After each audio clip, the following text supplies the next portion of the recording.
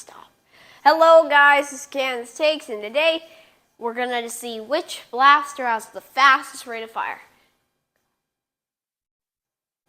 Our contestants are the Elite Rapid Strike, the Hyperfire,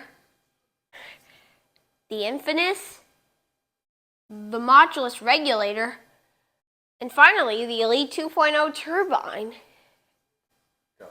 So I'm going to use my phone I have the stopwatch here on my phone, and I'm going to see which blaster has the fastest rate of fire. For comparison, we're using 18-round magazines. So first,